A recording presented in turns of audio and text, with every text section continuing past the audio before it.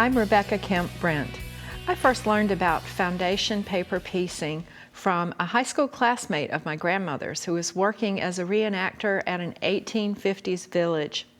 So that will tell you that it's an old technique, but it's a really good one that's very applicable today. Foundation piecing, which shouldn't be confused with English paper piecing, uses a foundation, usually printed on paper, and it makes remarkably accurate points. If you look at the name tag, the squares on it are actually just 1 inch across. So you can see that foundation piecing is also terrific for very tiny pieces. And it's terrific for the project we're doing today, which has a sort of wonky shape to it to give our flying geese the look of an undulating line. When you print off your foundations, they'll look just like this coming out of the printer. You'll notice that each section in the foundation has a number. And for this particular project, for some of them where you need a larger block than just one piece of paper, the block is broken into sections, and each section typically has a letter. So instead of just 1 through 15, we have A1 through A15, and then we have B and C. In addition to the foundations, you need to have a really good thread to use for foundation piecing. I like this one, which is a fine polyester thread.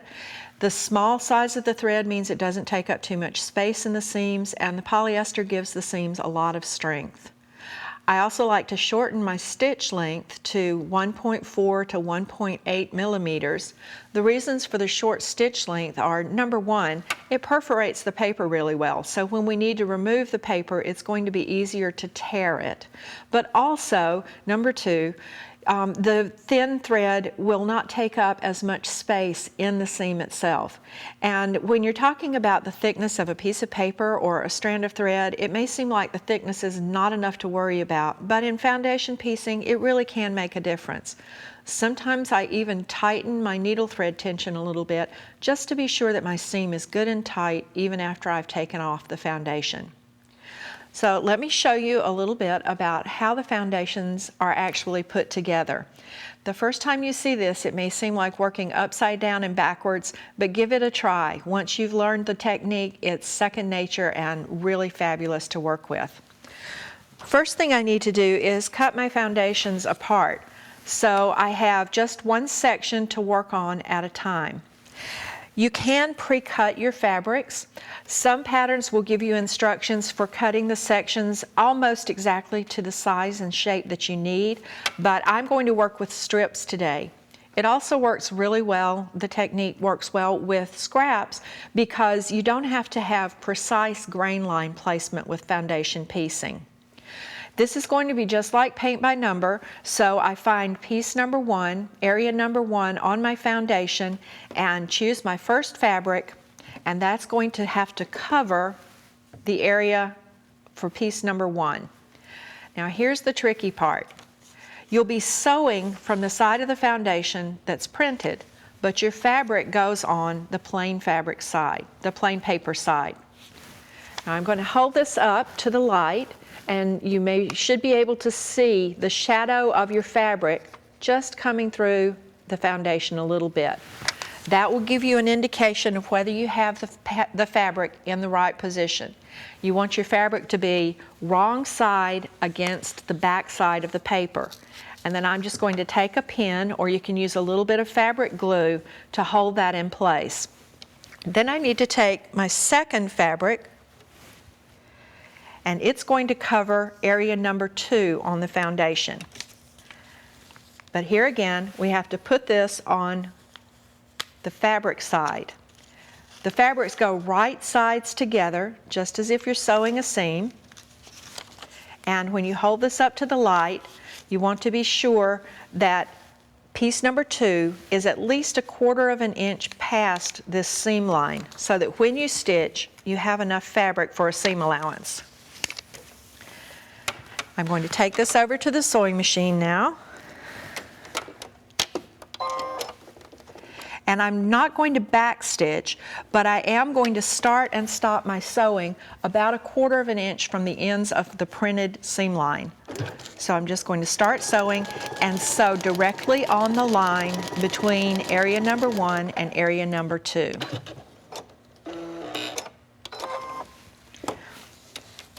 Now I can take out the pin, and when we turn it over, you can see that I will open out my fabrics.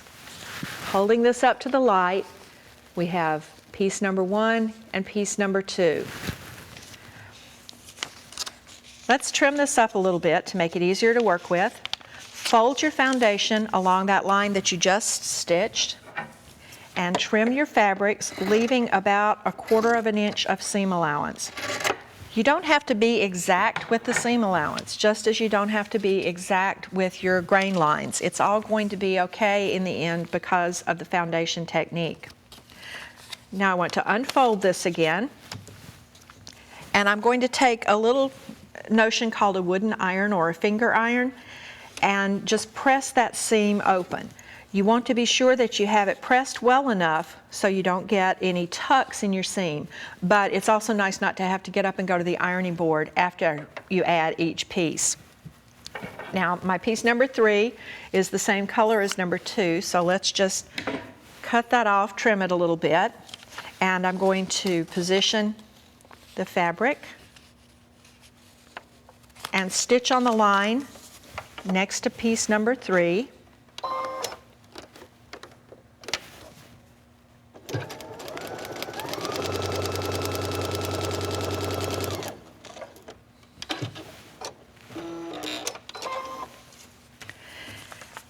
And you'll see that we just repeat this process, putting in a new fabric, doing the stitching, then we'll fold the paper out of the way, trim our fabrics, and press them into position.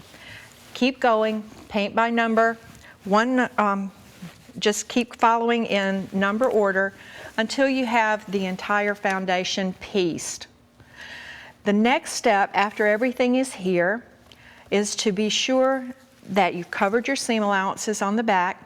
And I also wanted to mention that sometimes you'll have to take a line of stitching out. It happens to everybody. When that happens, your foundation may tear. If it does, all you need to do is just grab a roll of tape from your office supplies and put a piece of regular tape right over the tear in your foundation. You can sew through it, it won't harm your machine, and it will tear away just as easily as the paper does. When I have everything pieced, I'm going to come in and make a line of stitching all the way around the shape, which is just outside the seam line that's printed on my foundation.